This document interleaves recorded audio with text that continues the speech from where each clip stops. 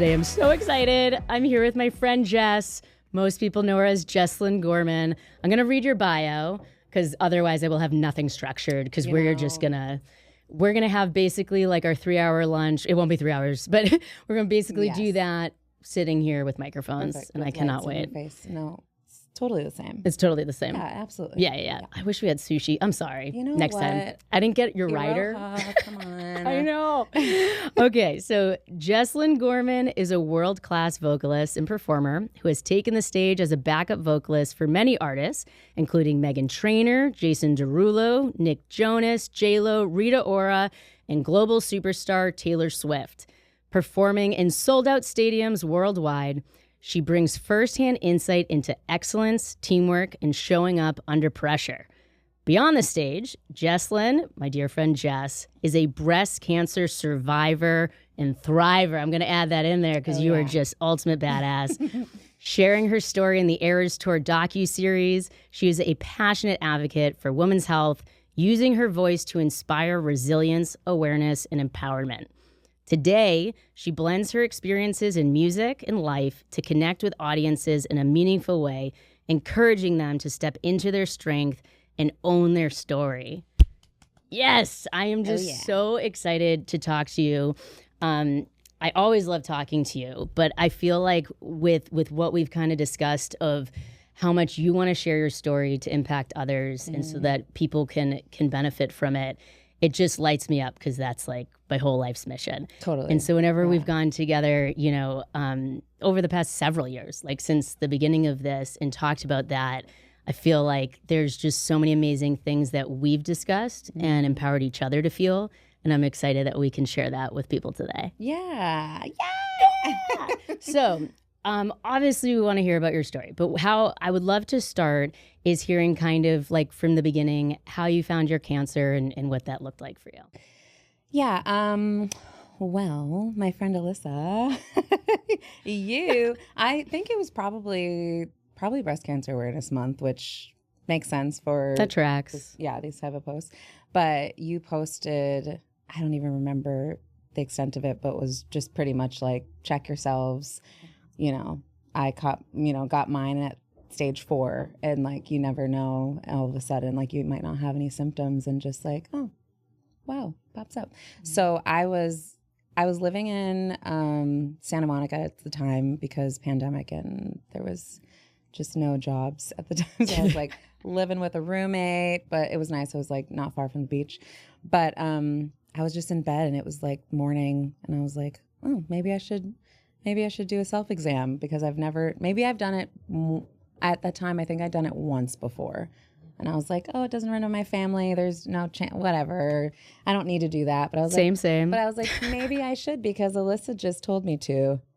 And so I did. And then I found it. I found a lump. And I was like, well, I don't know if that's been there for a long time because I don't do these often.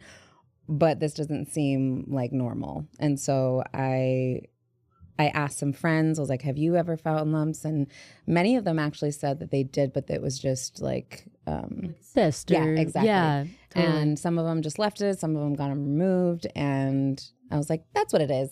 It's just a cyst.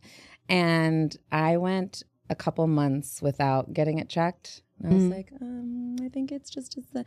And then my friend was just on me like, Jess, please just go. And I didn't have a primary care at the time because the one I had moved to another location and whatever. And so I was like, oh. So it was an extra step I had to take, not just like, you know, my normal doctor, like, hey, I want to come in.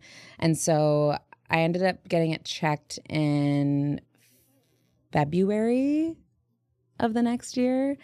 And then she was like, this looks a little bit concerning, but we're not sure, but let's just...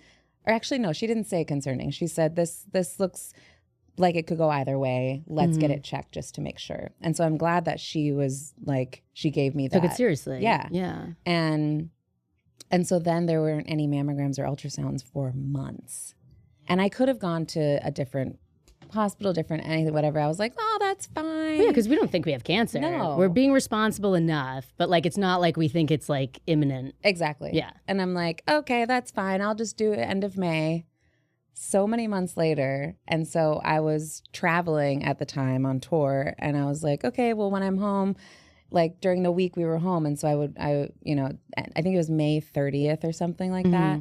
And I just went in and did a normal, just not normal. I hadn't done them before, but I did a mammogram ultrasound. But I went in thinking like, oh, we're just checking to make sure that it's not that.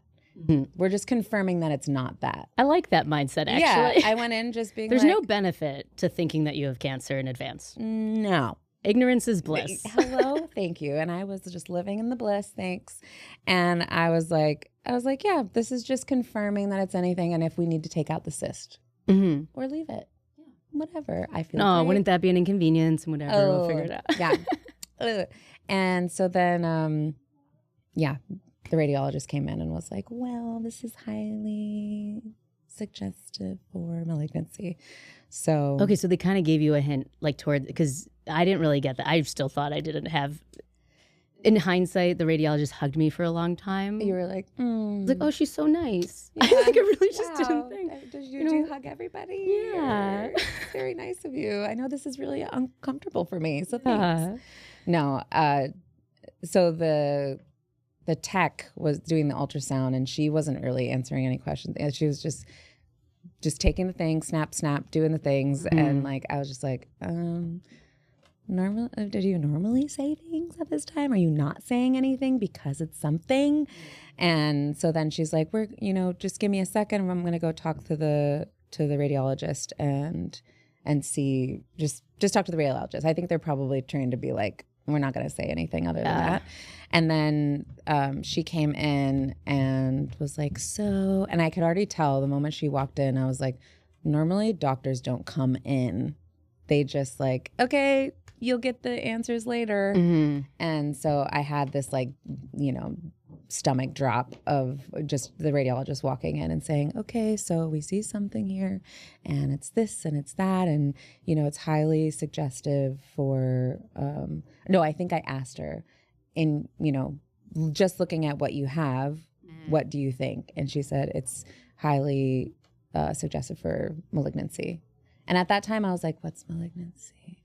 I was like, because literally I knew nothing about cancer my whole entire life. There's nothing, thankfully, in my family and my extended family except one friend. But even then I wasn't in the doctor's office with them. I didn't know. And they weren't like, hey, Jess, I have malignant tumors. Totally. Like I have cancer. I have cancer. Yeah. So I was like, does that mean that it's cancer? And so then I left. I obviously just broke down in the car on the drive home, and then had to just go back to work the next day. So it was like, okay, what do I do with this? And were traveling, or were you in LA? I was traveling. Well, at that point I was in LA. We had like 3 to 4 days off at home. And then we'd fly to the next city for tour for like 3 days at a time. So this was on like just the during the week break. I remember that schedule, because it'd be like, okay, are we on the 3 days where I could possibly steal Jess for lunch? Yeah, exactly. You're like, I think it's Wednesday. I think it's this. I think we're safe. I think we're safe. Yeah. Sushi. Great. Sushi. And yeah. So, and then I think it was, I don't remember, the next week. So I went and traveled, did a weekend, then came home, and then that's when I had my first oncologist appointment to give me more than just the word cancer. Yeah. And that's when I think it was that week that I called you. Okay. Yeah. And so kind of giving that from my perspective now. So I'm so fortunate that I've gone to be friends with you for probably about 15 years now. I met you like when you first moved to LA. I think so. A lot of, mutual friends since Eric, my husband, went to Berklee College of Music, and all of you amazing musicians, like all of our, like Mario and Nick Trill, all them living in a house together. In Woodland Hills. Yeah. And we'd go and there was a jam room. I feel like that's when we probably first met. And, probably, and you're always just someone I would always be excited when you were at, something we were at, and just such an amazing person. And of course, we know each other, right? But when you messaged me on Instagram, being like, I think it was something along the lines of like, do you have time to chat? I knew it was something more serious, because it's not like we talked every day, right? Or straight to, do you have time to chat? Yes. What do you want to chat about? Yeah. And my immediate thought was like, okay, Jess is on tour. She probably has a friend or a family member that is having a scare or just got diagnosed and like, you know, so I mean, it was like, yes. And so I remember we got on the phone, I was in the car, and I'm in the mindset of going to find out someone that Jess knows. And then when you told me it was you, I was like in shock, like, whoa, wait, what? And that, one, I felt so happy that you felt comfortable reaching out and talking to me. I am so glad that you listened to my post, even if it took a while. It sparked for the time of finding that and all of that stuff. And I like to believe too that it's led to why you want to also share your story so much. 100%. And I am myself, and on behalf of the cancer community and everyone as a whole, we benefit so much from that and appreciate it. Do you think they would like that you're speaking on behalf of everybody? You know what? That's really a pretty shitty thing to do. Yeah. Really shitty. Yeah. Like, so sorry, cancer community. Yeah, we're gonna have to. I apologize to everyone in the cancer community right now and speaking on your behalf. Let's take a poll and then take a poll. If you agree that Jess sharing her story is helpful, comment below. Oh my God. I bet you can't do this on any other interviews. No. Nope. I love you it. Can't do it. Yeah. But I've been thinking a lot about this. I think I mentioned this to you, of how a lot of people will say to me, like, you know, because I'm so grateful that people do feel comfortable reaching out when they do want to advocate more, share their story, and they're not sure how to. And I say all the time, like, you don't have to share it with everyone. Like, share in the way that feels right for you. And people like us will share loudly. Yeah. So that people who don't feel comfortable won't have to. Totally. And actually, I remember you telling me that. You're like, you don't have to, or you can, or whatever's comfortable with you. What feels right for you. Yeah. And that's what's so wonderful about this. Yeah. But say you didn't share more, you know?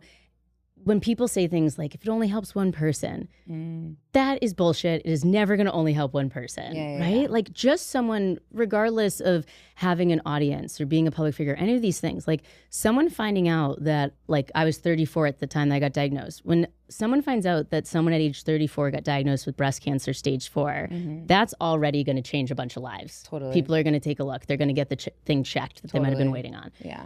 But if you look at the one person and say you're my one person that I told, you know, Eric doesn't know.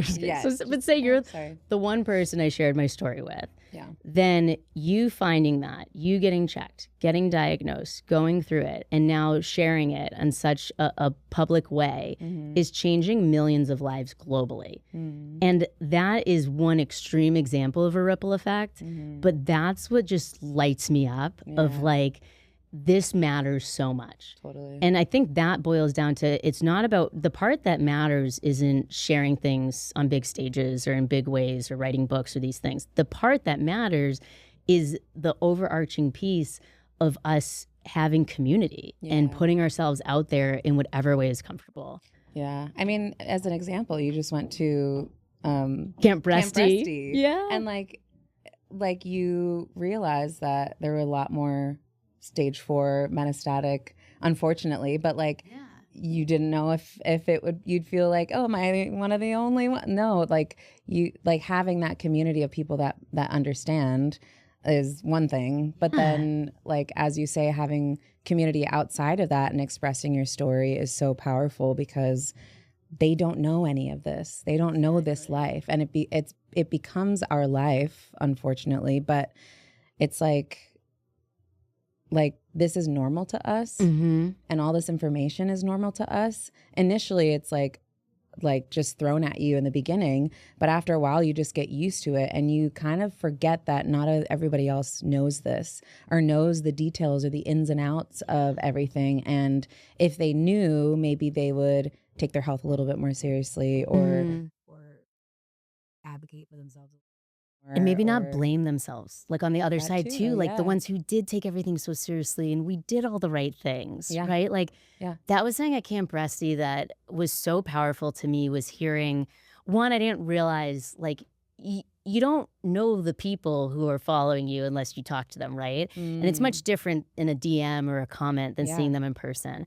And when people would come up and tell me about how they've followed me, you know, since they were diagnosed, or they found me this way or that, and then you know, a bunch of people mentioned like specific posts that made them feel a certain way or feel comfortable or validated in a certain way.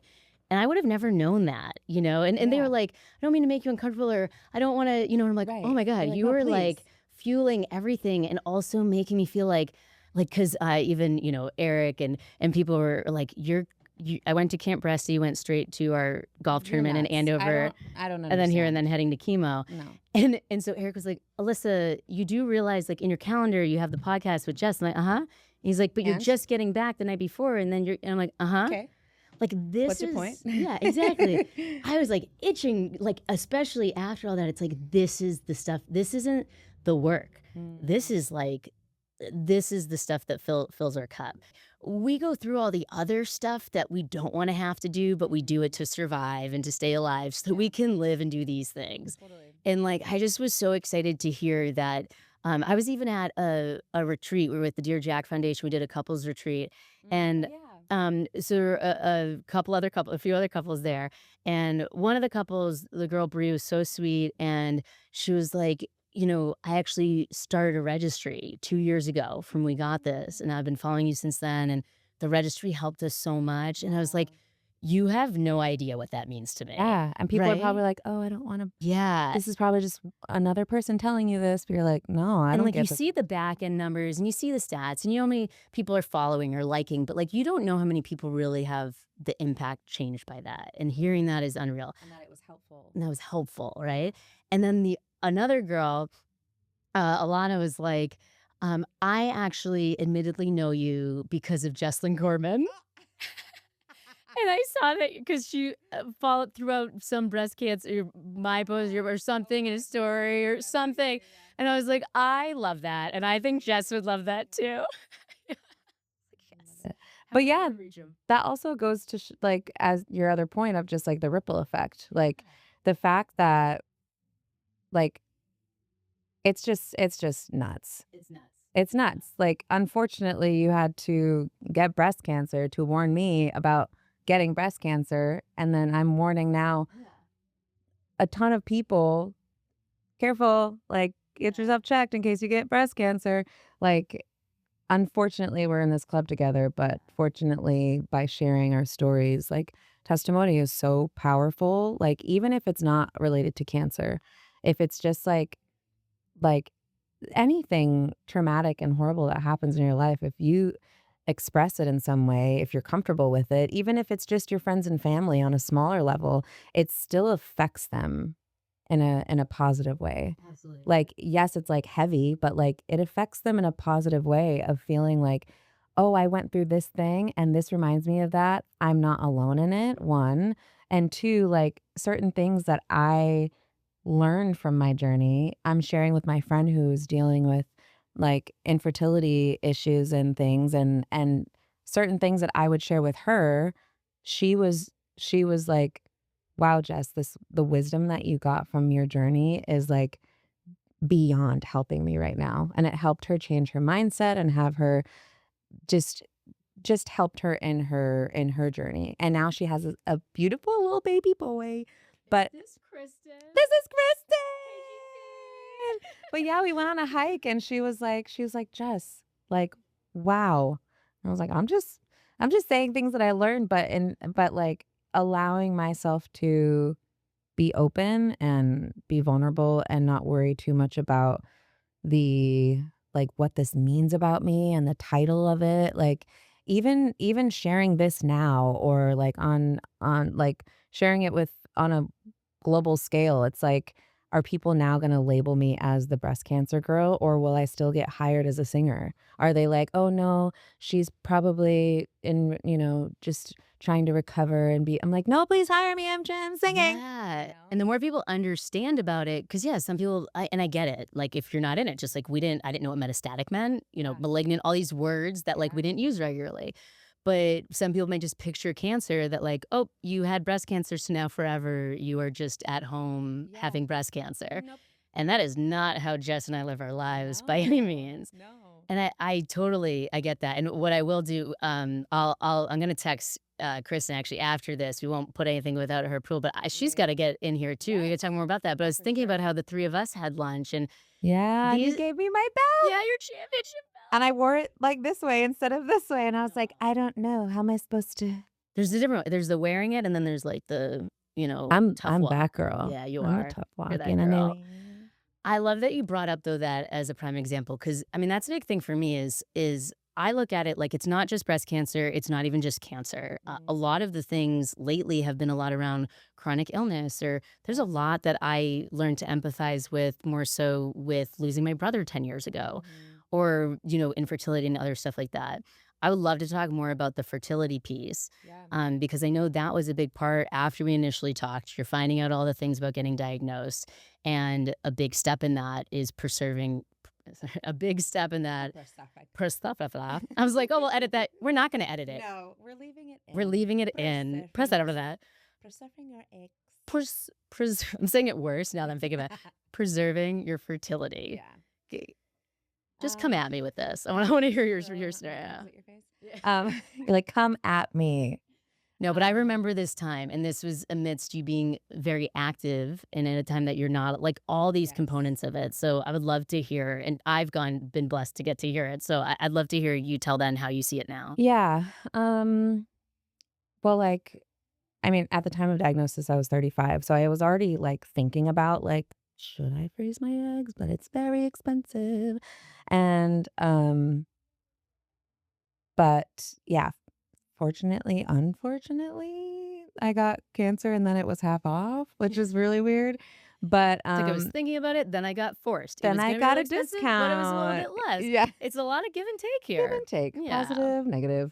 Yeah, so the first step is like, well, we recommend you doing chemo and surgery and radiation, and got a second opinion, chemo, surgery, radiation.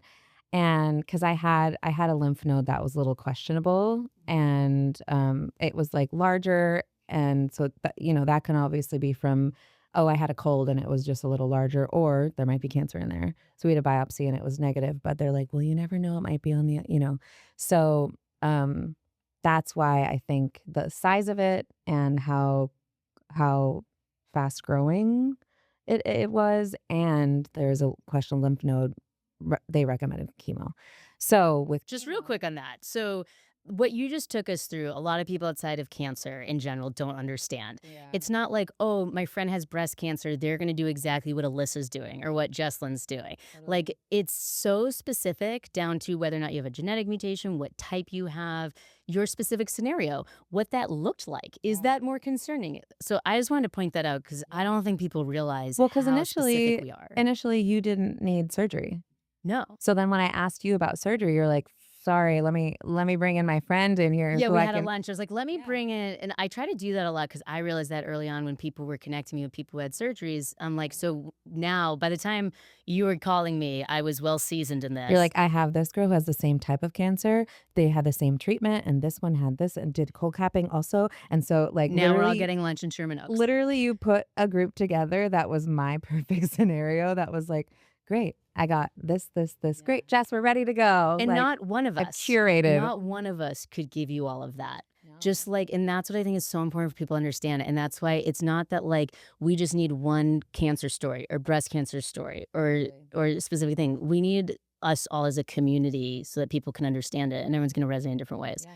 I had to interject with that. So now, yeah. Okay, so yeah, since I didn't need to do chemo, they said chemo can affect your fertility. It's possible that you can conceive naturally, like after all of this, but it's possible that you might not. And after 5-6 years of all this treatment, you're going to be older also. So then your egg count is a lot lower because you're going to be in your 40s.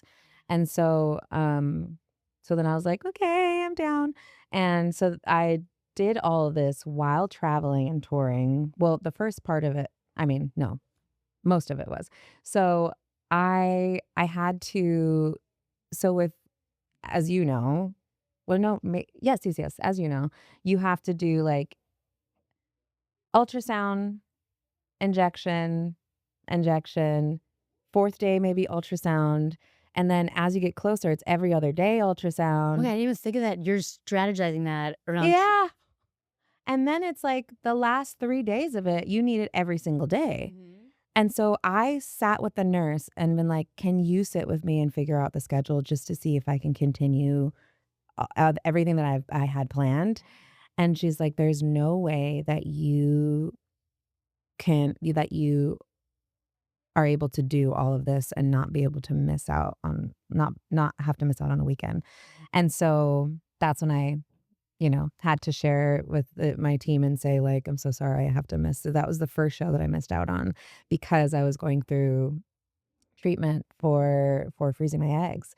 And in my mind, I'm like, but this isn't cancer. It's like, no, but because you got cancer, you have to do this in order for your future. So, so yeah, so I did the morning of my flight. I had my first ultrasound because in order for me to do 3 days later, the ultrasound, I couldn't do it on a Thursday. I had to do it Friday morning so that when I got back, that's the day that I had to do my next ultrasound. So I couldn't, it's like I planned it so perfectly. I had a flight like, I don't know, at noon or something. And so I did like an 8 a.m. or 9 a.m. Ultrasound. And these are ultrasounds that go inside you, not on the outside. No scans are fun. No. These ones are not fun. They're also not fun. Nope. Very clinical. But they're literally, if some of you don't know, they're literally counting how many follicles you have in your ovaries. I'm doing this because this is what they did. Technical motion. They said this and then they did this. And then they tell you, how the injections go. And so I didn't realize when I landed, that's the time that I had to give myself the injection because it has to be the same time every day. Mm-hmm. So it had to be before I got ready for the show. And so I was like, okay, so I can't wait till I get to the hotel. I had to go into an airport bathroom. I don't know if I told you this. No. Literally landed and was like, oh my gosh, I have to do it right now. I've never done this before. Also, you have to be your own nurse. You have to like mix things together. You're like, they're trusting us with this? Yeah. I'm like, okay. I'm like, thankfully, I'm like detail oriented, but like, what Did you bring like a friend in with you or do you? Nope. Because I was flying by myself at the time. Oh. Like, I think. I don't even I think that I chose that time because I needed to. So I was flying on my own. So you created your own doctor's office in the bathroom of the airport. And everybody was looking at me with literally an open thing of needles. What city? Denver. And I'm like, so sorry, everyone. It's medically necessary. It's not what do you think it is? And you have to like, the needle that it came at like as is was like a really long one and I needed to take it off and put a smaller one. So right before I gave my injection, I almost forgot to do that. Oh my gosh. And I would have just been like putting it in the wrong organ. I don't know. Who knows? Yeah. And so anyway, you have to like mix the liquid with the powder and then mix it up and then you do the thing. I FaceTimed Kristen actually. Oh my God. Because I was like, Kristen, you've done this before. Can you just FaceTime me? What a great example of a crossover here. Yes, crossover, Kristen. And I, the service was horrible. And I was like, can you see? She's like, not really, but I can hear you and I'm here for you. I was like, thank you. And I'm like, I think, is this right? She's like, I think so. And so she's just there with me and I have this off and I just was like, okay, you have no time to like wait. You just got to go for it. And so literally I just went, okay, here we go. And I just like went for it. And I was like, okay, I'm done. Okay, love you. Talk to you later. Bye. And I just like, because a car was waiting for me. I was like, okay, I'm coming to take me to the hotel. And so I was like, okay, well, I did it. And then the next day was the show day and I did the same thing. I'm all dressed in my outfit and then I have to give myself this injection before I go on stage. It was just very weird. It was my first time doing something for cancer. Like it wasn't my treatment for cancer, but it had to do with like the reason why was because cancer. And so it was such a weird feeling of like, here I go, but I'm also still performing. It was a weird start to something that was like, it wasn't like this ended and now I start. Mm-hmm. It was like this, like, oh, I'm doing it at the same time. There's no right way to start cancer. No. Apparently There's no one not. way. There's no one way. I really love as a part of this story that the person who is able, just how we said, I like curated this lunch of different people who could help with different aspects. The person who could best be there for you to talk through the shots for freezing your eggs was your incredibly close friend who had been going through IVF. Yeah. Again, someone who went through a horrible time shared with you what she was going through. And now I felt comfortable with having this moment with her because she shared her story, her very heartbreaking, horrible struggle through story. And now I'm about to go through mine. And I was able to lean on her because she shared it with me. Oh, that's much. And I know like it's such a great example too of, I'm sure, again, not speaking for Kristen. But I would imagine, as the amazing human that Kristen is, that like that probably was such a great way for her to be able to support you in something that she hadn't been through, but like that was a piece that she could. And also was another big reason why I asked her to come with me to my last chemo infusion. Yeah. And I got to see you guys that night. Yes. We had drag queen bingo in my backyard. That was so fun. And also I was like, I don't know if I'm going to feel up to it. I just got chemo today, but I'm like, but also I'm all drugged up, so I'll probably be fine. I was like, no pressure on it, but I have a feeling you're going to have crazy adrenaline. Yes. Oh, and I did. And I went and I sat there on that nice little VIP couch that you saved for me. And I said, and we played bingo. And my friend won a prize. And I was like, that's mine, actually. Yeah, Today's my day. Yeah. Yeah. You play that cancer card. Yeah, You earned it. Just me. Yeah. I still have it. Okay. Yeah. So you successfully froze your eggs, went through that whole process. How long between that and starting treatment was it? Well, That was I Denver. actually have a little bit more on the freezing eggs. So yeah. Oh, yeah. right after I did the retrieval, which was a surgery, Jessica. Yes. It was a surgery. Literally the next day I had off and just like laid around looking very pregnant because my ovaries were giant. They were plump. They were plump and juicy. And and actually one of the doctors that was doing like the ultrasounds and stuff, she called me, she said that. I was like, how many are there? How many follicles? And she named she told me the number and she goes, yeah, girl, you're juicy. I was like, is that a medical term? sounds like, good. I was like, It sounds I will successful. take it. But also, I don't know. I want to call my ovaries juicy. I was like, but whatever, like it was a laugh in the moment where I was like, ouch, this hurts.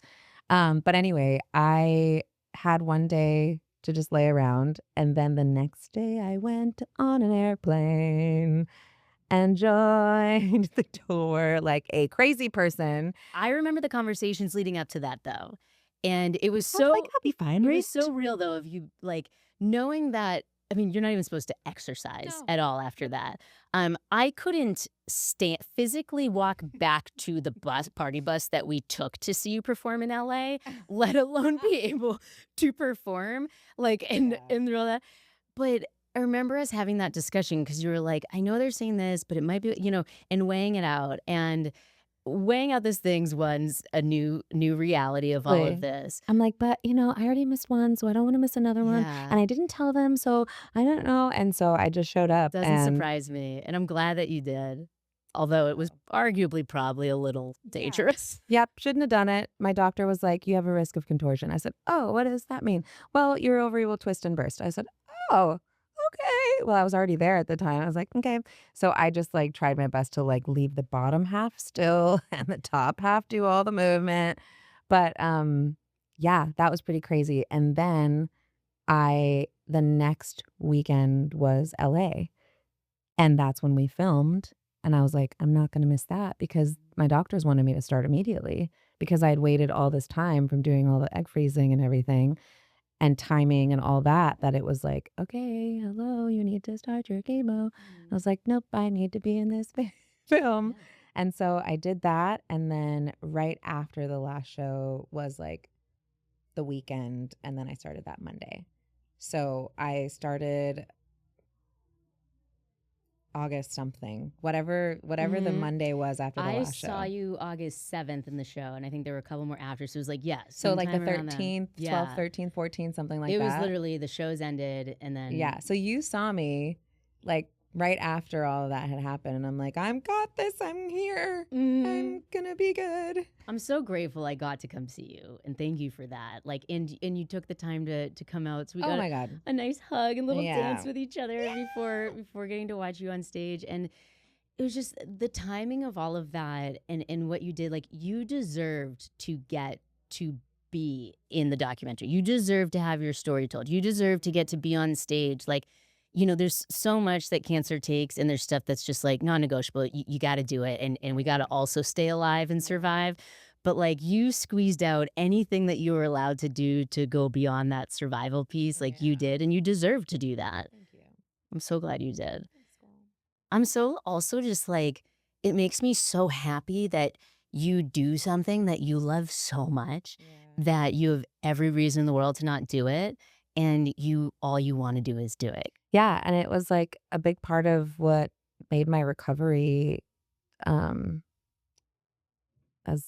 fast as it was. Like, it wasn't fast, but it was like, I know so many women after going through all this, it takes them a really long time to get back to feeling a little bit normal.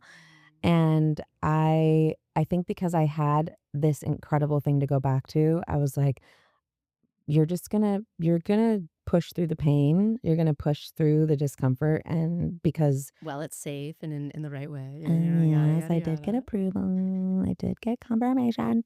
But yes, I think yeah.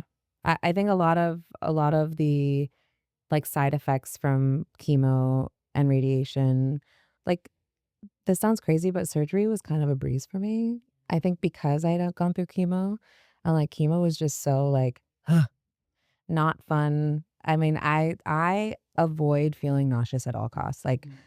Like since I was a kid, like my brother used to have motion sickness, and he'd be and all this, and I'm like, I'd be so like scared of him being next to me and just like, getting sick. And so I just tried like to avoid feeling nauseous. And so like chemo, I think, was the worst for me. And then surgery was like, okay, I've dealt with like painful things before. Like, it's a bit more linear. yeah. It's a bit more like you kind of have an idea of what you're going to feel. True. Whereas chemo, I mean, Eric always knew my schedule of side effects better than I did. Yeah. You're like, I'd be well, like, today is about I feel time." fine. He's like, you will feel fine today. But in 2 days, you're not going to feel fine. And then I'd be like, I'm really down and depressed. He's like, I know, because this is day 4. He's like, I know when the depression comes. I know when the nausea comes. And speaking of that, you had one of the most amazing caregiving friends, Justina. Oh my gosh. I don't even know what to say further than just like, she's an angel on earth. Like, yeah, after I fainted and hit my head, she was like, you're never going to be alone for any of these chemo infusions. And thankfully, she was able to be there for a good amount of them. And then whoever was available for the other ones, like a group of friends like came and flew in for my birthday, and then my chemo was like the day after. And so a couple of them stayed and took care of me. And then for the last one, I had someone stay, and then Justina came the day after, and she was there for like my hydration, because apparently chemo dehydrates you and lowers your blood pressure, and maybe you faint. Advocating for hydration is a big one, because that wasn't in the protocol like initially in my chemo, and it was other friends and people that I got connected with who were like, I get hydration a day or 2 after. And so then I asked them, and they're like, yeah, we can do that. I would have done it from the start if I knew that that was something I should do. And especially since like the second infusion, I did hydration the next day, and it didn't change my blood pressure. Isn't that nuts? That is nuts. So I think my body was just like, nope, this is another one of those. Heck no. So, excuse me, I felt lightheaded, and I was like, yep, we definitely need the hydration. And so drove to, I think it was like I think because we had to delay that treatment a little bit, we ended up going on a Saturday. And so every place was open. And so we went to like an urgent care place, and I was like, great, wherever, give me the hydration. And so I remember just laying there and waiting for it to finish and being like, I'm going to feel great after this. I'm going to feel not lightheaded anymore. And I didn't. They did my blood pressure, and it was the same when I started. So, but then like third and fourth one, became a little bit better and a little easier. So I think it was just the first 2 that my body was like, what are you doing? What is this? What is this? And why are you giving it to us? Yeah. I know. One more thing about Justina that I probably have even really expressed this to her fully. I remember when you were having your surgery, and we've been preparing in advance, getting you that pillow system from Sleeping in Pillows. And so I was texting with Justina to like coordinate that. Okay. And then when you got out of surgery, she texted me like a picture or something. And I appreciated so much that like she didn't need to do that. I did not expect her to like take that time while helping you. Yeah. And like to make me feel included because we were all like there to support you. Yeah. It's just like next level caregiving. Oh, yeah. Where you're like, I'm not only here for the person I care so much about, my friend, but like I want to make sure her friends are up to date. Oh, and like she would update, our close people. I can only imagine if I was getting the text, and it's just these things are, it's like, it's okay if they don't happen. Just like it's okay if it's not only okay, it would have been more than understandable in what people expected if you hadn't gone and done the show. Right. But it's also like the people who are there to support you when you want to do it. Yeah. And I love that Justina was here with you through that and on tour with you. Yeah. It's like you really hit the jackpot. I mean, even when I was doing like the injections for freezing my eggs, she knew that like drinking water and staying hydrated was important, and so she would leave, you guys, she would leave a little coconut water in my dressing room and be like, for your eggs. She's like, for your eggs, heart, Jess. I was like, thank you. And so she was just such a wonderful, like she is such a great friend, and in that journey, like she stepped up in a way that I was like, you don't have to do all of this, right? And she's like, no, I'm doing it. Yeah, I'm doing it. I always say to people, it's not in what you do or what you say, it's in the intention and how you do it. And we don't want to ask people for help and do things. No. And you would never ask of her what she did. No. But she didn't let you ask. No, she didn't at all. She made it, she wasn't offering it as a question. She was offering it, and not like she was like, I'm forcefully here. Yeah. Of course you wanted it, but letting you know that like, this isn't something you have to ask of me. This is something I'm doing because I want to. Exactly. Yeah. And not everyone has to do that either. And it would have been understandable if she didn't. And in between tour dates, she wanted to just relax on her own. Well, actually, she said that by taking care of me and like being there, it helped her slow down. And she's like, I don't have these rest days. I actually just go. Like a friend of mine. Do you know what stop is? It's just go. I think that's your like favorite word. So you can't really give me a hard time for that because we just talked about you. Me being like, I'm ready.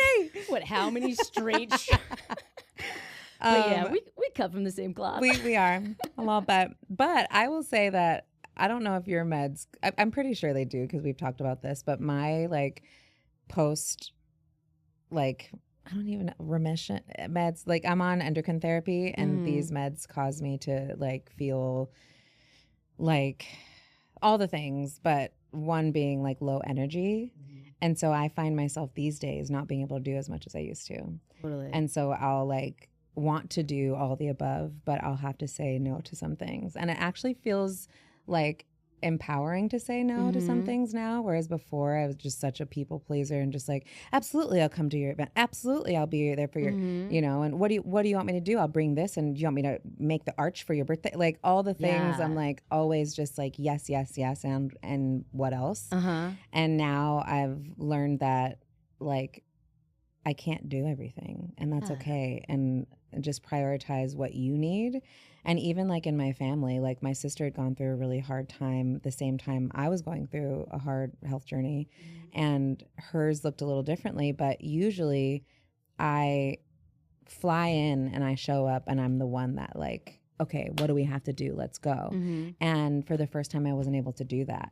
And so at the start of chemo was the first time that I had to really look myself in the mirror and be like, you aren't hero. You aren't God. You aren't this like angel swooping in and being able to be this for everybody. How about you just be that for yourself? And I think for so long, being the youngest of four, I just like make sure everybody else is okay and like monitor everyone else's emotions and, oh yeah, sure, you want this or whatever. And I had to learn like you have to speak up for yourself in more settings than just the doctor's office. 100%. Like you have to say, no, I'm so sorry, I can't be there for you, but I'm here for a phone call and to be there for you from afar or whatever. Yeah, I love the way you just said that. It like clicked in my head how we talk so much about advocating for yourself in a medical sense, but we never talk enough about advocating for yourself in your life. Yeah. Like your ability to live. Some things, you don't have to be all of that.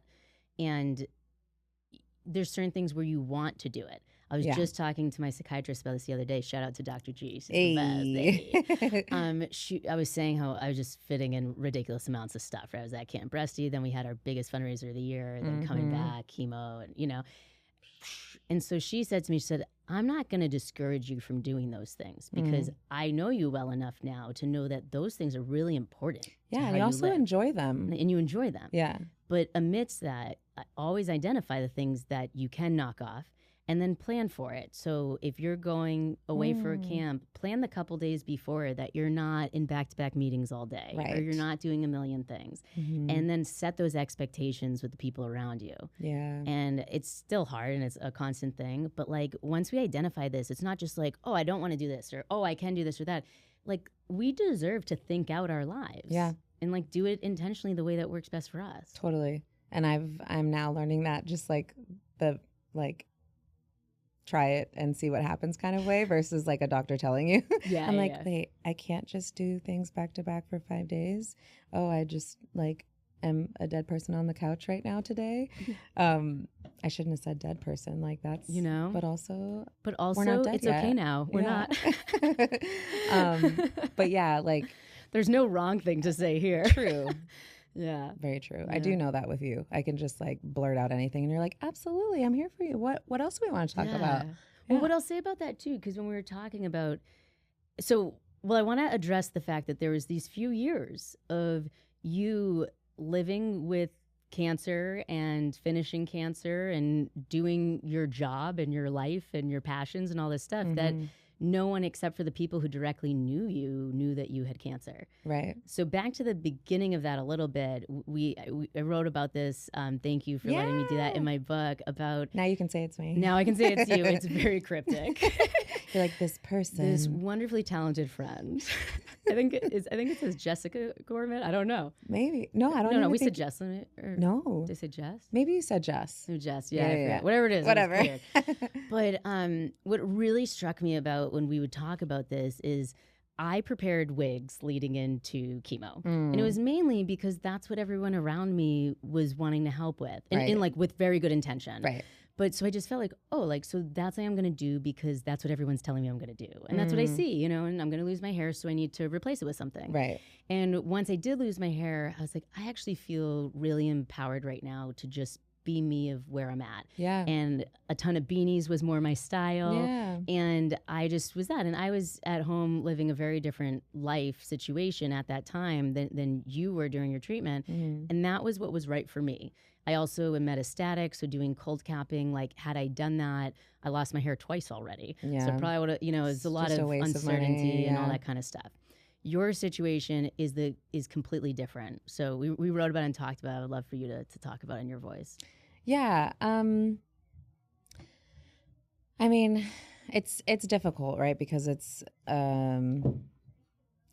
like if I didn't have a job where it was in front of lights and people and, and me needing to look a certain way, but it might be me wanting to look a certain way, but also like you kind of do, like I wanted to feel most like myself, like after all this and during.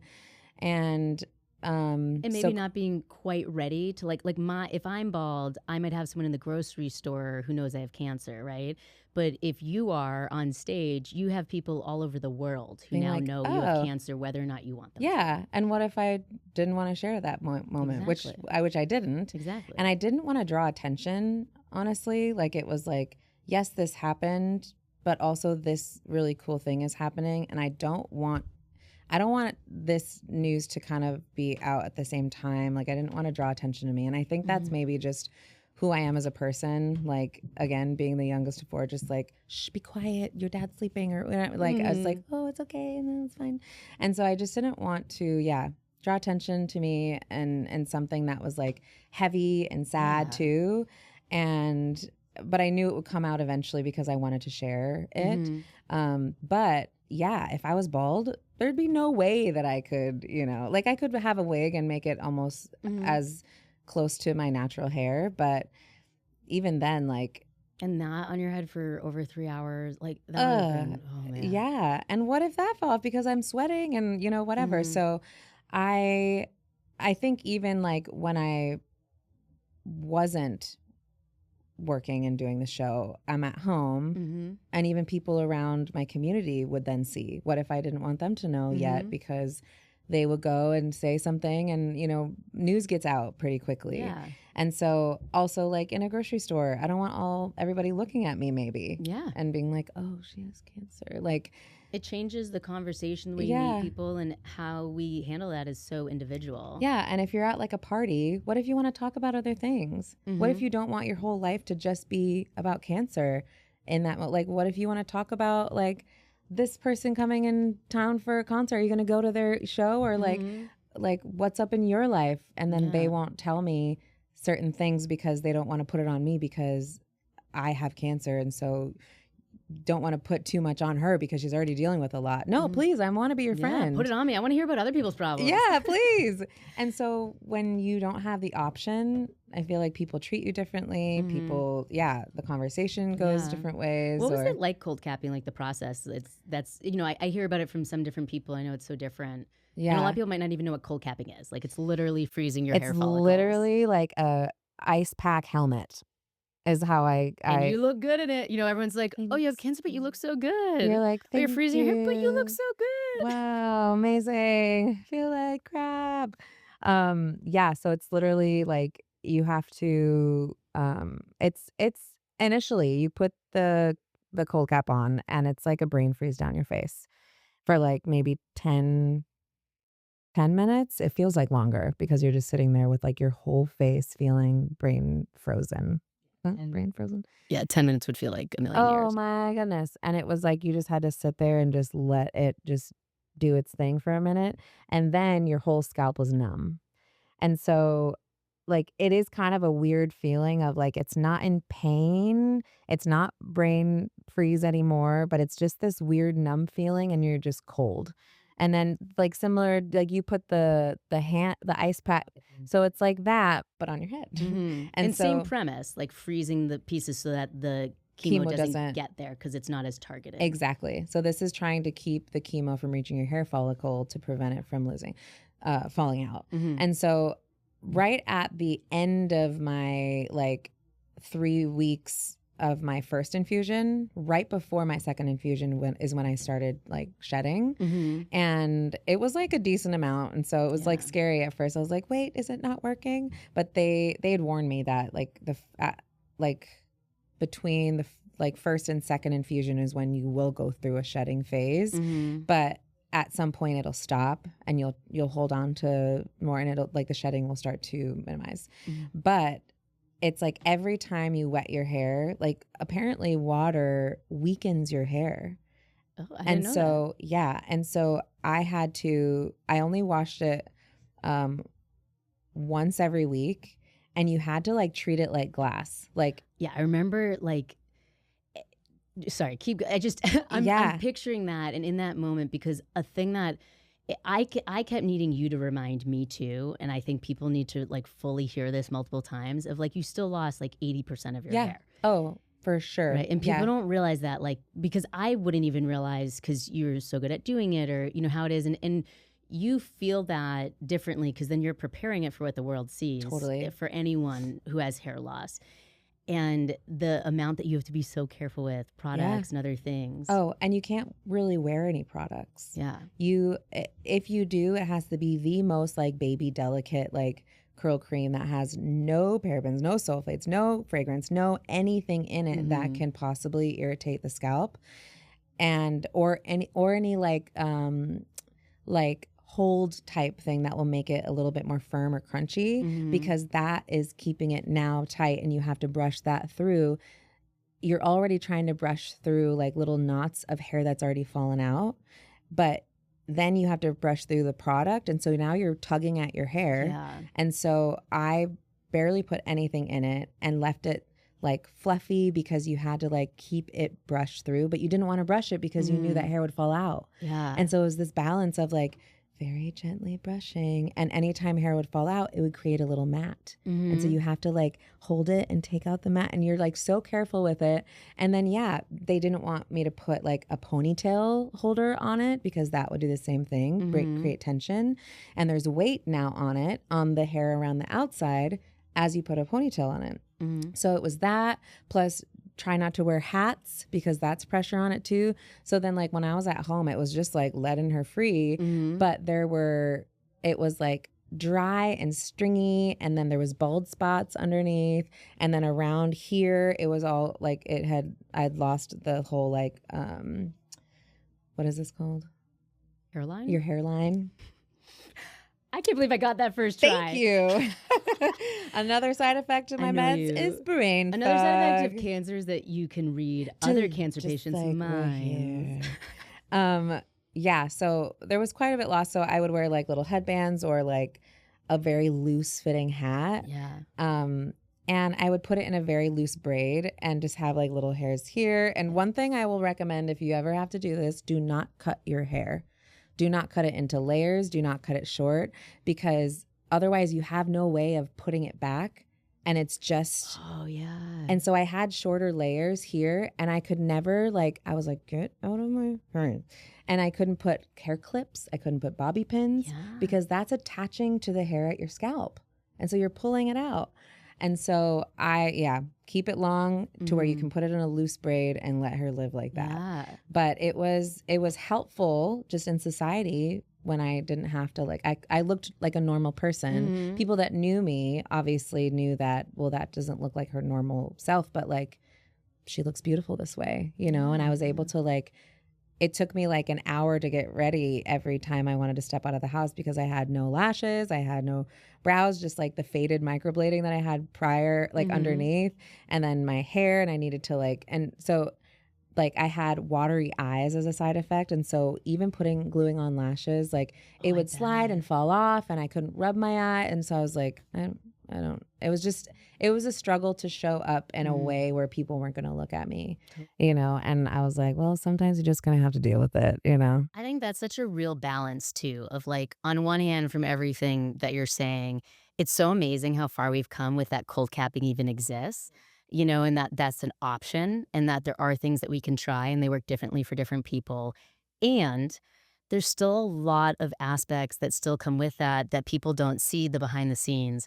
It was really special for me when I did watch the episode of the docuseries, when I got to see shots of you getting ready.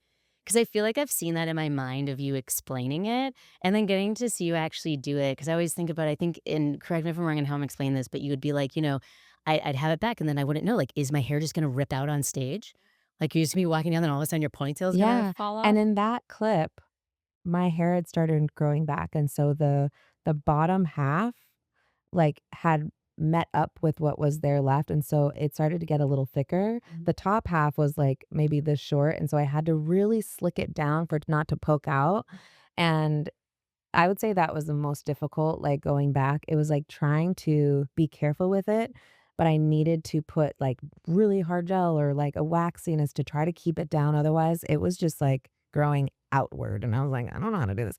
So, but when I first went back, it was it looked like the tiniest little ponytail that I had, because again, I only saved 20%. And so, which is really incredible when you say that, because I needed to be reminded, because it looked like more, right? And because you're putting in all this time, and you know how to kind of do it. Yeah, I had to had that been me, I would have never been able to stop. You're well, here it is. Yeah. I just I'm not good You're at that. Let's throw the wig on. I was so impressed by it. Yeah. Thank you. Yeah, and I think maybe all these years of performing, I have a good grasp of how to do my hair. But with this, it was okay, let's get creative here, you know, like the wet look is really in with short hair, and so I just like put a lot of like wax and gel and stuff, and I just like slicked it back and let it be just like kind of a really cool wet look, like when I wasn't performing. But when I was, it was like, yeah, the first day that I went back, it was like, will this ponytail attachment fall off? And there were times where, because it has little bobby pin like things that go through your ponytail, and then you wrap it around with like a Velcro type of thing. And but even then, like, how many bobby pins are really gonna like? Is it gonna stay? Are they gonna slide out? Like, there's Yeah. not much Can't use like there. Gorilla Glue or anything. No, and I used a gel that was like Gorilla Glue, but the first day back, I didn't because I was like, "This is the first time I'm putting anything in it," and honestly, it was for 6 months that I didn't put barely anything on my face, on my hair, and so then going back to, like, do my makeup, it was like, "I wear these lashes?" I put this on I put the and it felt very foreign to me. Like, 6 months is a long time to be not doing a thing that you used to, and it was weird to, like, come back to a thing that I had done for so long, and everything was the same, but I wasn't. And I showed up in this, like, "Huh, like, this is familiar, and this is, like, a thing that I do, but also, like, what?"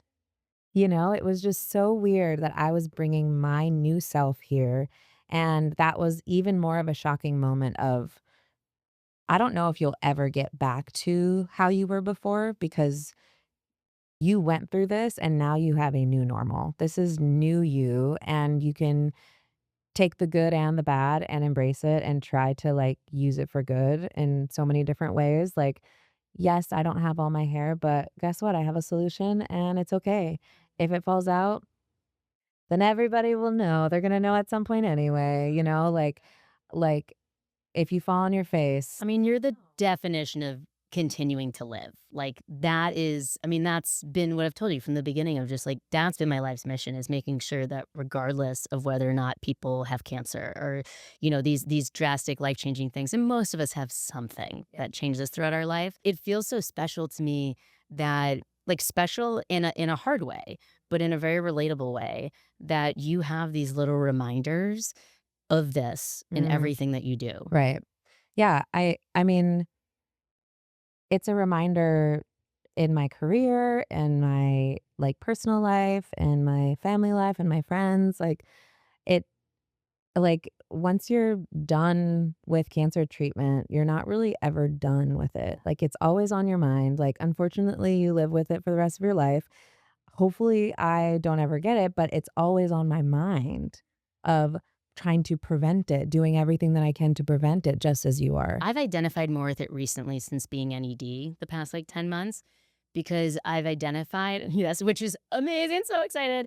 But then I've identified with how it feels for people who don't understand the full scenario, which I don't blame them, to think that I'm all better. Like they don't realize that I still am heading to chemo every 3 weeks. Like nothing in my life changes. And so that made me feel like it was the closest that I could relate to survivorship. And I'd love to hear how that's been for you. Like what happens after all that and how that's felt. I mean, it's always on your mind. I think the reminder of like when you're like my lashes aren't really growing very fast. So I'm like, okay, well, gotta glue these lashes on or not. I'm like, some days I'm like, whatever, you know, and this is just me. Like I went to the dog park the other day and I had nothing on my face and just a hat and my hair, whatever. And I was like, this is me. So I'm getting more comfortable with just allowing myself to be me without feeling like I need to be perfect all the time, which is really helpful. That's a positive that cancer gave me, is this like feeling of let go of the little things that don't matter and try to embrace it and get comfortable with showing your imperfect, flawed self. And so the first time I did that was really uncomfortable, but now I'm getting so comfortable with it that I'm just like, whatever. And I forget if I have makeup on, or if I put lashes on, or if I did my hair or whatever. And then I feel like when you do it, you feel like I did it because I wanted to. Yeah. Like I did it because it makes me feel good too. Yeah, but also because, like, I didn't feel like doing anything, and I'm going to the dog park. Like, I don't care if I like, whatever. Like, this is Your real life dogs me. love you no matter. Oh, my babies. I love them so much. And Reese like helped me so much throughout my treatment and everything too. He was a sweet boy. But anyway, it's like also just as you share your story, if you share yourself in your fullness as you are without trying to mask things that are imperfect, people relate to that. People realize like, oh, I actually don't have to show up as my perfect self either. So even if I'm not sharing my story and my testimony, I'm already leading by example in a way of you can just be yourself. And I think the more we do that, the more we relate to people and have these connections of like, that's okay. Because guess what? We're human. Yes. Like I'm just living in my humanity and that's okay. Like being perfectly like presentable in public is not a necessity. Like you can just exist as you are and that's perfect in itself. But along with that, all those good things, it comes with like still struggling through side effects. Totally. Like what I haven't talked about recently is that like my new medication causes hair loss. And so every time I wash my hair, I'm losing hair. And I know you dealt with a bit of that too. And it's like, wait, no, I just got it back, you know? And it's very triggering of like, am I losing my hair or is this just extra shedding? Is this normal shedding? I forget what normal shedding is. Totally. Yeah. No, and every time I take a shower, like it's like a good amount coming out and it's just like, okay, but yeah, it's triggering. Yeah. But I'm fortunate to have a thick head of hair from my mom. Thank you, Mom. We love those genetics. Yes, thank you. And so I'm just like embracing what it is and like, but yeah, going back to like, it's not over when it's over. Like, yes, I completed my treatment that comes with like the laundry list of side effects, and I'm just on endocrine therapy now, which is still treatment. Yes, I'm still which I think gets minimized a lot. Just like how freezing your eggs gets minimized, these things affect our bodies an incredible amount. And your hormones, like without estrogen in my body, I have to deal with a new normal, a new showing up for myself. Like in many ways, like it comes with this brain fog and this like forgetfulness. Like my memory is not great these days. And also what I'm thinking, I haven't been diagnosed, but I'm pretty sure I might have ADHD now. Or I've always had it, but because women... I wasn't saying yes, you have. Like, yes, we've related on this. Yes, you do, girl. I know. I've been waiting for you to... That's like when I say that to people, they're like, and I'm like, oh, you all knew this. Oh, got it. So why didn't you tell me? But yeah, like I haven't said that even out in public to many people, but it's like, these things are affecting my everyday life. Like I just moved and I feel like I'm still in full chaos because like I can't complete tasks. I just start a bunch of them. And I'm like, this is not how I used to be. Like what's happening? And if I really think about it, it all started once I was put in medically induced menopause. I mean, our brains are changing. And these are the things, again, like that so many people can relate to that don't have cancer. Like perimenopause, menopause, other things. Even just PMS and like periods like can cause those types of things.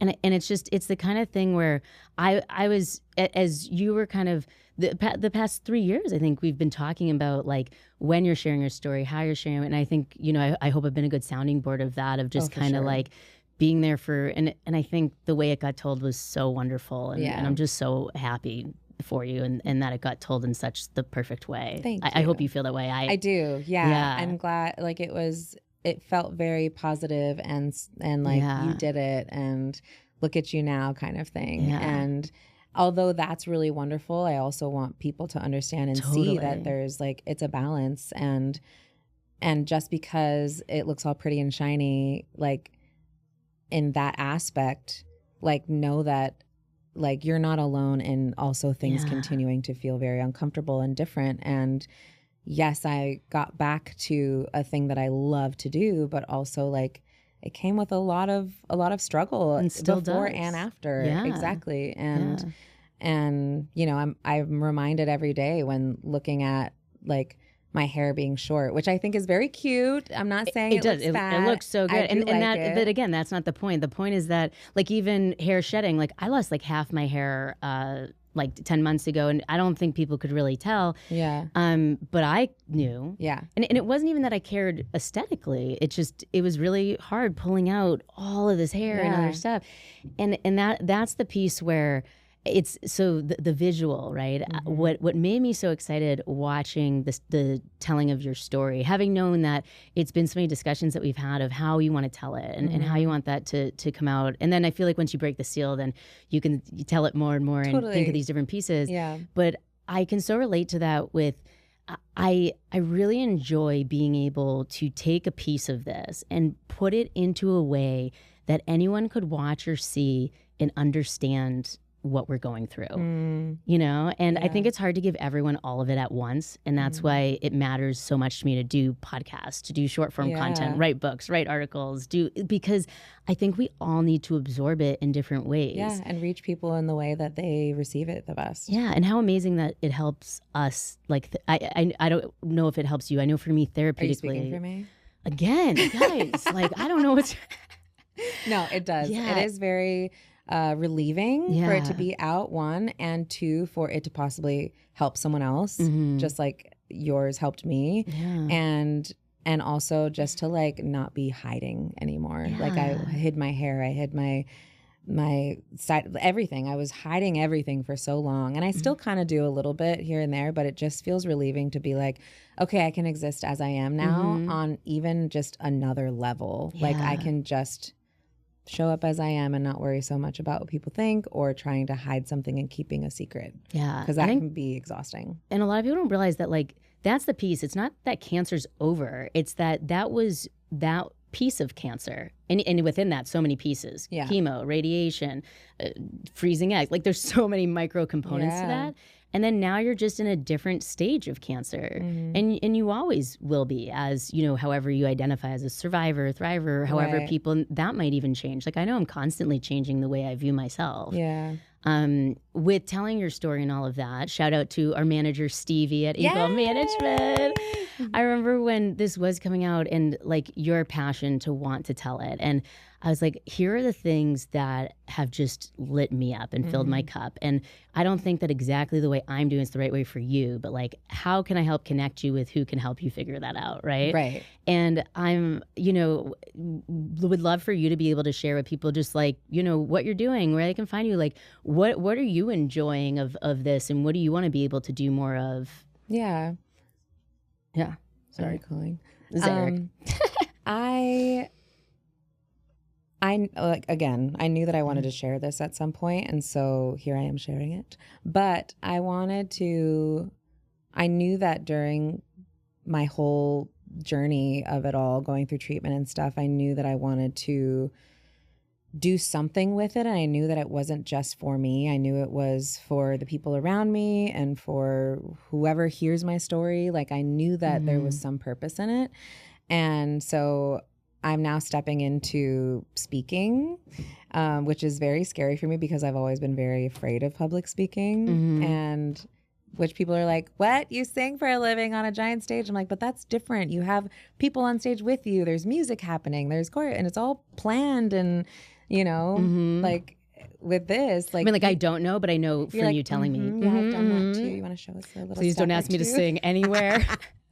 But I totally get that. Yeah. And although you can prepare for these speaking engagements, it's like you're just up there by yourself. It feels a little naked. It feels a little like there's nobody behind you to like help you like save a moment if it's awkward or whatever. But I haven't done them yet, but when I do, I'm going to just remind myself that these are all people that will benefit in some way of my story. And all you have to do is just share the story. Share the story, share the feelings that you got, the wisdom, the overcoming, the like what you did to get through and where your mind was at. For, like, all of these things are helpful for people who either have gone through things or are going to at some point, and they can be reminded of, oh my gosh, that one time I'm going to do it like that. Totally. And now their experience is just a little less hard because of something that I maybe have said. But also that's a lot of pressure. I'm like, do I have something profound to say? What are the one-liners that they're going to take away with them? Like, I don't know. I think this goes back to the, like, if I could just help one person, like just you having the courage to go to the event and get up on the stage and talk before you say anything, you've inspired people and you've changed lives. Yeah. And I just think it's such an amazing world in this. I love that we get to be a part of it a bit together, and with Stevie, part of it, because I feel like what this all is amplifying the things that are so important to us. And like, that's the legacy, you know, and that's a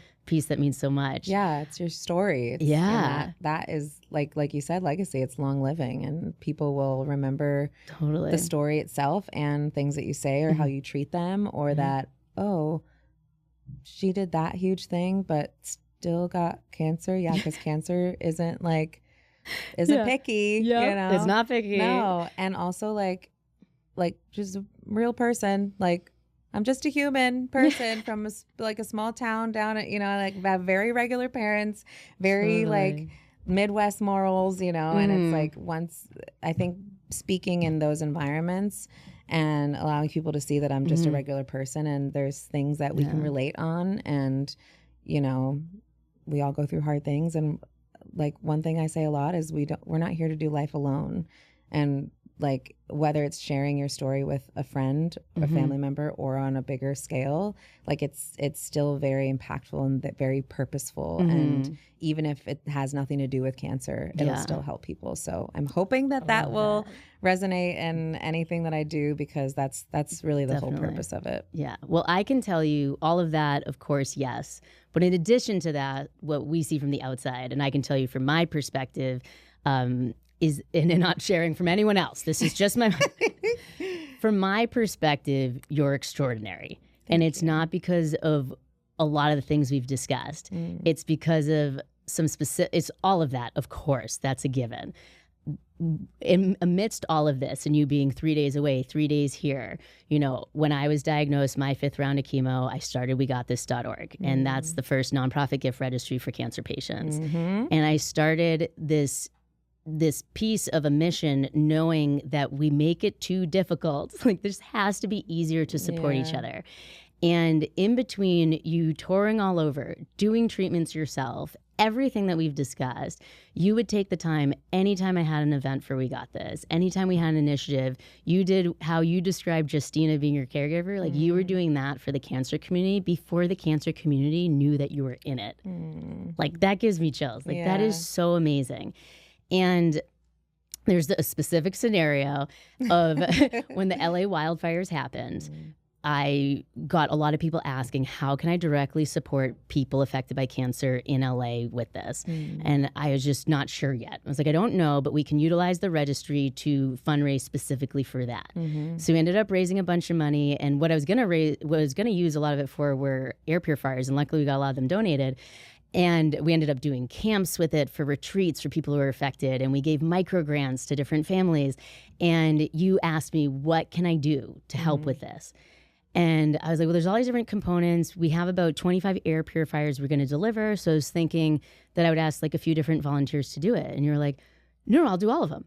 Yeah, I'll just do it. And that's where, like, you know, I still get uncomfortable asking people for things. I'm like, we don't have to do all of them. We can do, and you're like, but why? Too, girl. Yeah. Why? I can just do it. And I'm like starting to create extra work for no reason. So then and I want you to say this from your perspective too, but from my perspective, I get these text messages of videos and pictures of my dear friend Jess, who is in the pouring rain delivering air purifiers to people's doorsteps. And these people who are survivors, thrivers, patients, all throughout LA, affected by cancer, they're in treatment, they have anxiety, and they have to deal with wildfires. They have no idea that it's me that it's Jeslyn delivering this to your doorstep. Yeah. I mean, a lot of them weren't home. And then some of them that were, I just dropped them at the door, and then they saw me walking away, and I was like, bye. And I mean more now that, like, it's more public of what you've gone through. This was, how long ago was that? Over a year ago? What, the wildfires was like, So I'm just saying, like, this happened, and then here we are, like, over a year and a half later, and whoever's listening that got an air purifier from wegotthis.org, Jeslyn here is who delivered it. It was fun though. I mean, I maybe could have postponed to another day that wasn't rainy, but I was like, no, this is the day that I told her. This is when I'm picking them up and I'm shoving them in Justina's SUV. I was like, can I borrow your car? She's like, okay. And yeah, honestly, I think I already had like obviously compassion for everybody who's going through, because I was going through it or had gone through it. I don't remember. What time was that? Yeah. Wildfire was like a year been, and a half ago, a couple years. Oh, so I was going through radiation at the time. Yes. It was January before I went back. Yes. So no. Was it the year later? I don't remember. We already mentioned chemo brain, ADHD, and all that. Here we are. Yeah. But anyway. No fact checking. Yeah. No fact checking, please.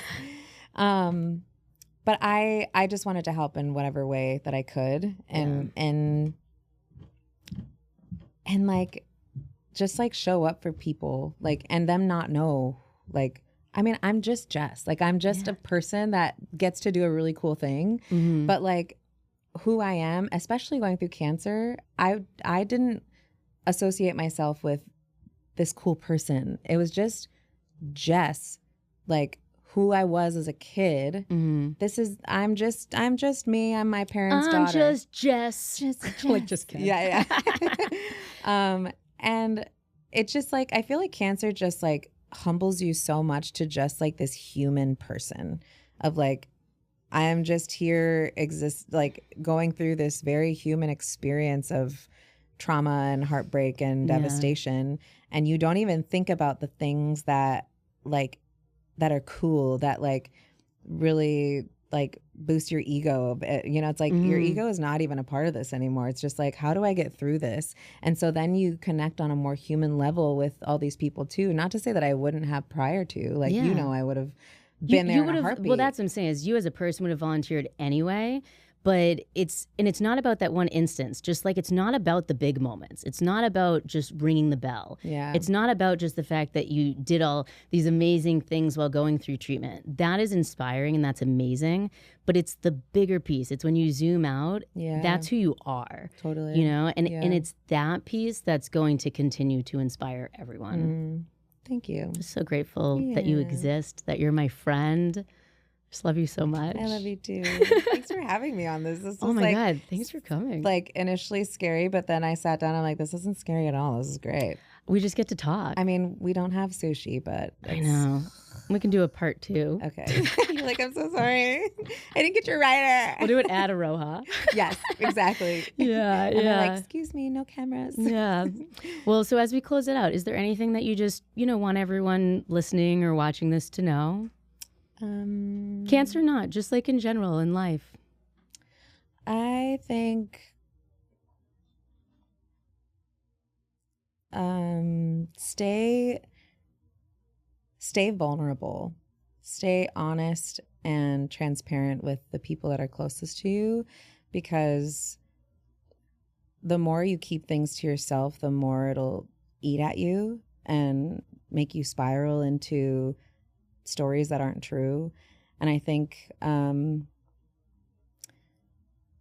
best moments that I've experienced in the past 3 years have been with like very, very personal one-on-one times with friends like you and family, and just like heart to hearts. And I think those are things that last, that stay with you for your whole life. And like pieces of those memories stay like just like tattooed on you, and you bring them into other settings, other environments, and your work environments, and your relationships with your kids, or in the future with grandkids, whatever it is. Like those things are what stays with you. And so the more we exchange life with each other, the more we'll do life better for ourselves and the people around us. So it's not only about sharing your story, but it's about being there for each other and like allowing someone to feel a safe space for them to be themselves. I love that so much. I didn't even think about that. I just was like, that's why I didn't want you to think through too many things in advance. I say all the time that nobody should have to face cancer alone. And cancer's just a word that you can fill in the blank for anything else. And it's not only that you shouldn't have to, but you don't have to. You don't. Like, we don't want you to. We don't want anyone to. And I think the more that we talk about that and we build up the community and people know what community exists, everything that you just said is such a realistic reality for all of us. Yeah. I mean, I grew up in a family that we really didn't talk about our feelings very much. And so this is something that I've kind of like broken the chain with a bit. And I want to encourage and promote that. I even do that within my family, and I think for some people it's very uncomfortable to be like, what are you asking me that question for? Or I'll express my own feelings, and that's already uncomfortable for some people. And it's like, let's normalize talking about our feelings when, like, for so long in like the older generation and many people who feel like that makes them look weak. It actually makes you stronger. It actually 100%. makes you and the people who you're talking to and your community stronger by being like, we're in this together. It's one mind and one person versus like a community of minds and people that like we can all uplift each other and like be successful in many areas of our lives because we can relate to each other. Exactly. So. And it's not just like a saying that I threw on, like the we is something that I thought so much about. Yeah. And it's so much that we constantly are saying you or I or I'm okay, I got this and that. And we really need to train ourselves and each other to know that like it's a we thing. Yeah. Like we all have this together. We got this. We got this. And you sang on the song. That was right after I like fell and hit my head and got my scar. Yeah. Oh, that was so special too. Man, I could talk to you for hours. I actually have to head to my infusion. You're welcome to come join me. I mean, girl, I can always come support you. All right. Well, let's talk Are about we it. bringing donuts? Is that what we still do? Or? I do like to bring things to them. I have some Lego flowers in the car. Will you help me? Do you want to come with me to Encino to my infusion right now? I would love to. Okay. We're literally going to leave right now. We're going to go to my chemo infusion. Yeah. I have my other camera. We'll do that on the way. Amazing. All right. Yay. So we're not saying bye. We're not just saying bye. We're taking this on the road. Yeah. People probably hear this taking well it on after. The road. I've heard that before. I love you so much. I love you too. Thank you for doing this. Thank you for sharing your light with the world because we are just so lucky to get to witness it. Thank you. I love you, friend. I love you too. We got this.